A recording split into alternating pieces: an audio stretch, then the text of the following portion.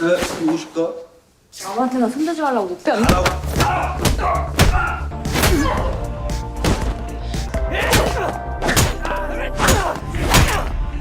들어가죠.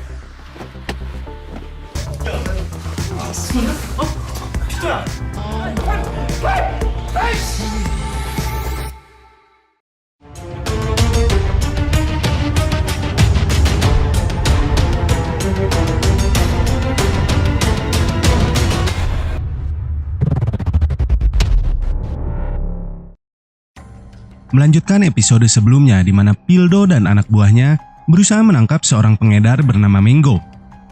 Berhasil mengamankan pria tersebut, Pildo segera mencari informasi tentang pil koplo jenis baru yang diedarkannya. Mengo di sini sempat berpura-pura bodoh dan mengatakan bahwa ia tidak mengerti apa maksud dari Pildo datang ke sana. Sampai pada akhirnya, Hyejin kembali menggunakan keahliannya dan berhasil menemukan pil-pil tersebut di dalam sebuah botol ciu. Meski berhasil mendapatkan bukti, Pildo nampaknya tidak terlalu senang atas kemampuan Hyejin yang berhasil menangkap tersangka mereka. Saat diinterogasi, Mengo menolak memberitahukan nama bosnya kepada para polisi tersebut. Hal itu pun dilaporkan oleh Hyejin kepada Choi sebagai salah satu penguasa dari bisnis tersebut. 신은 왜 마약을 만들었을까? 이걸 입에 넣기만 하면 두려움은 사라지고 슈퍼히어로가 됩니다.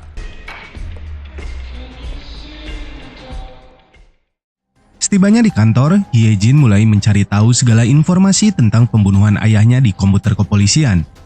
Pada malam tewasnya sang ayah, terungkap bahwa sang Kapten Cha bersama rekannya sedang dalam operasi penangkapan salah satu bandar narkoboy di wilayah tersebut. Sedangkan di tempat lain, Choi memberitahukan penemuan narkoboy jenis baru itu kepada ajudannya Taejung, dan ia juga memerintahkan sekretarisnya yang bernama Nona Kang untuk bertemu dengan calon pembeli baru yang merupakan mafia asal Jepang. Setelah melihat sampel narkoboy dengan kualitas bagus yang dibawa oleh Nona Kang, pria itu pun langsung setuju untuk bekerja sama.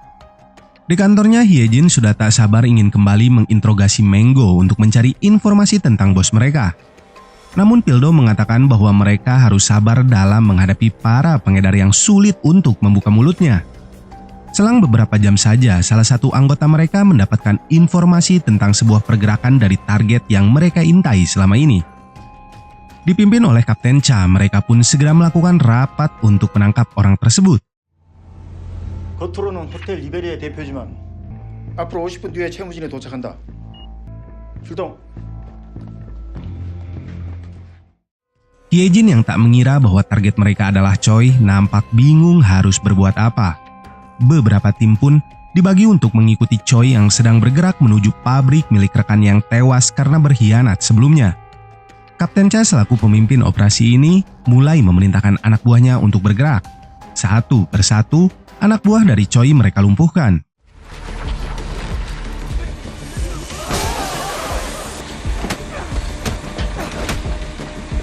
목표는 최무진이야. 반드시 증거 확보해. 무슨 상황이야?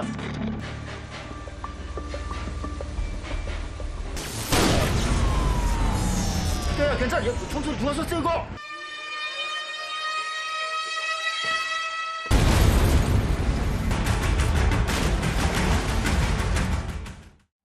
Berhasil membuat Choi kabur dari dalam sana, Hyejin pun berpura-pura ikut mengejarnya bersama dengan anggota yang lain. Dari hasil olah TKP di sana, para polisi menemukan beberapa butir peluru yang ditembakkan pada box listrik. Hyejin juga berpura-pura menemukan sebuah pistol yang merupakan pistol dari pembunuh ayahnya dulu yang sengaja ia gunakan untuk menembak box listrik tersebut. Di sisi lain, Choi yang marah memerintahkan Taiju untuk mencari tahu siapa orang yang memberitahu informasi kepada Kapten Cha. Sedangkan Taiju sendiri mempertanyakan alasan dari Hyejin tidak memberitahukan mereka akan operasi penangkapan tersebut. Tak lama Hyejin melakukan panggilan kepada Choi meski Choi tidak mau menjawabnya.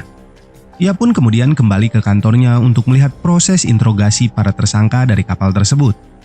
Kemudian Kapten Cha langsung memeriksa peluru yang ada pada masing-masing senjata mereka untuk memastikan siapa orang yang menembak dan membiarkan Choi kabur.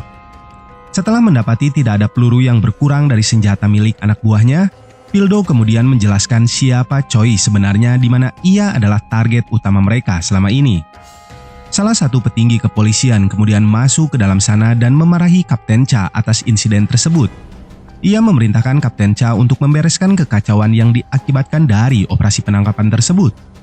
Dari perbincangan Pildo dan rekannya yang lain, diketahui bahwa Kapten Cha memiliki dendam terhadap Choi semenjak salah satu anak buahnya tewas 4 tahun yang lalu.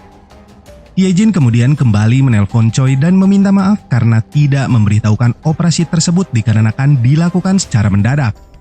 Ia juga memberitahukan bahwa ada pengkhianat di dalam organisasi milik Choi yang membocorkan informasi tentang dirinya kepada Kapten Cha. 총을 던졌으니까.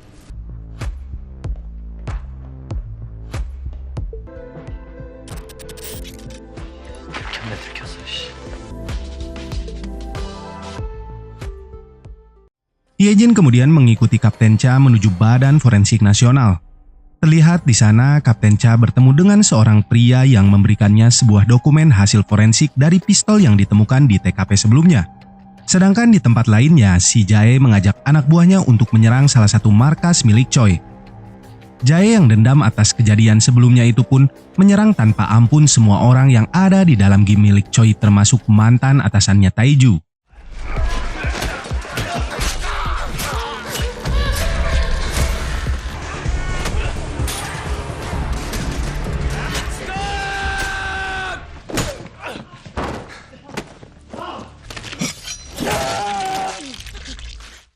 Ye-jin yang mendapatkan kabar penyerangan itu dari rekannya di kepolisian kemudian segera bergegas menuju gym milik Choi.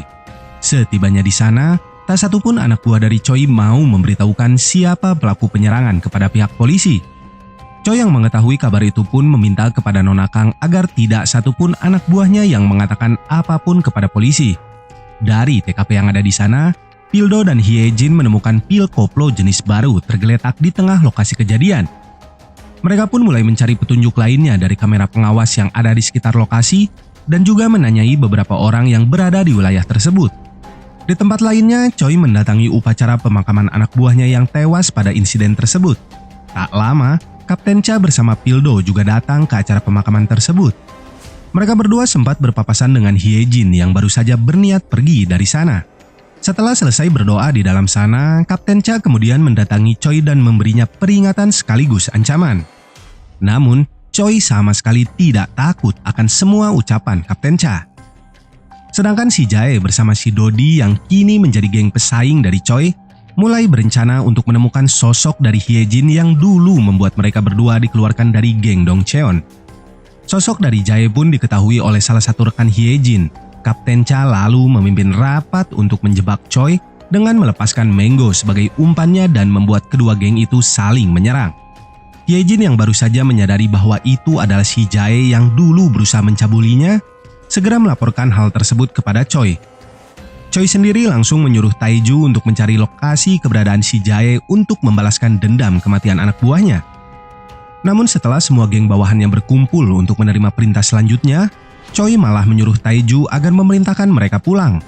Keesokan harinya, Kapten Cha memberitahukan kepada anak buahnya bahwa malam ini dirinya akan menemui salah satu anggota dari geng Dongcheon yang akan memberikannya informasi tentang keberadaan Choi. Ye-jin pun kembali melaporkan hal tersebut kepada Choi yang baru saja memerintahkan Taiju dan juga Nona Kang untuk menyuruh para pembeli mereka agar menunggu. Choi di sini sengaja menahan semua gerakan organisasinya termasuk transaksi dengan para pembelinya sampai ia mengetahui pengkhianat yang ada di dalam organisasinya. Saat bersiap pergi dari bar tersebut, Taiju mendapatkan sebuah surat dari seseorang yang mengatakan mengetahui keberadaan dari si Jae. Taiju pun segera menuju lokasi yang dimaksud di mana di sana Kapten Cha dan anak buahnya sudah menunggunya. Kapten Cha sengaja mengirimkan surat tersebut kepada Taiju untuk menghancurkan organisasi Dongcheon dari dalam anggotanya sendiri. Dan benar saja, Ye-jin yang termakan ucapan dari Kapten Cha sebelumnya juga tiba di lokasi tersebut.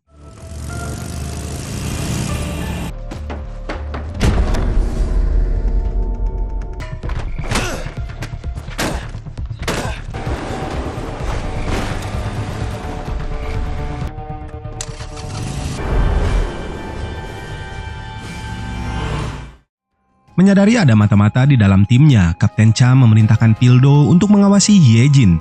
Sedangkan Hyejin melaporkan keberadaan Taiju di taman tersebut kepada Choi. Namun ia meminta kepada Choi untuk tidak melakukan apapun karena Kapten Cha menunggu celah untuk bisa menangkap dirinya. 가봐.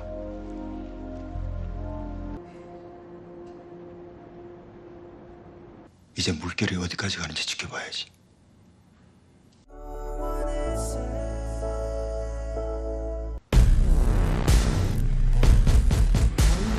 내가 쓰던 칼이야.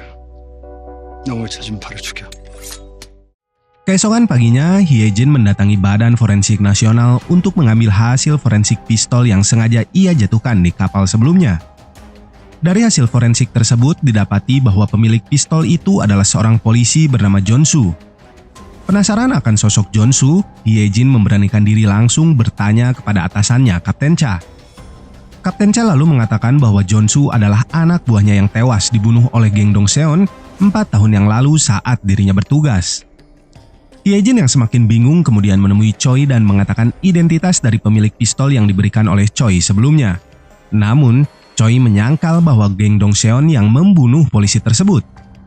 Ia mengatakan bahwa itu semua hanyalah jebakan yang dirancang oleh Kapten Cha untuk menangkap dirinya.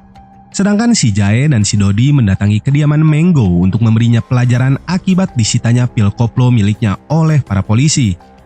Namun Jae malah menemukan hal tak terduga dari rekaman kamera yang ada di dalam sana. Hyejin kemudian segera melanjutkan misinya untuk mencari sosok si Jae seorang diri. Pildo yang merasa curiga kemudian mengikutinya. Satu persatu tempat, Hyejin datangi untuk mencari tahu informasi keberadaan dari si Jae. Sampai pada akhirnya, Pildo masuk ke dalam mobilnya dan menanyakan alasan Hyejin mencari tahu keberadaan si Jae seorang diri. Hyejin pun hanya menjawab bahwa ia ingin menangkap para pengedar narkoboy di wilayahnya. Tak lama, Menggo muncul dan mereka berdua pun segera mengikutinya. Sebelum berhenti di lokasi tujuan, Pildo sempat memberitahukan kepada rekannya yang lain posisinya saat ini. Ia dan Hyejin kemudian mulai menunggu transaksi yang akan dilakukan Menggo di tempat tersebut dari arah kejauhan. Di tempat lain, Choi mendatangi warkop yang biasa ia datangi untuk sekedar mamam dan melepas jangar. Lupa membawa garpit kesukaannya, Choi pun menyuruh pemilik warkop untuk membelikan udut juara tersebut. Namun tanpa disangka, para pembeli lain yang berada di dalam satu ruangan yang sama adalah anak buah dari si Jae yang bersiap membunuh Choi. 왜 그냥 두는 거야?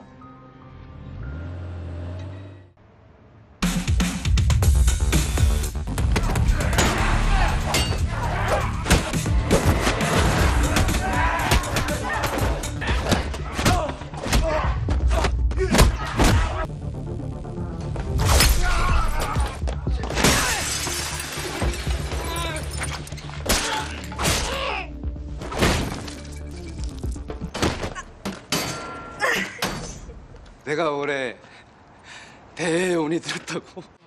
오해진. 시발려나.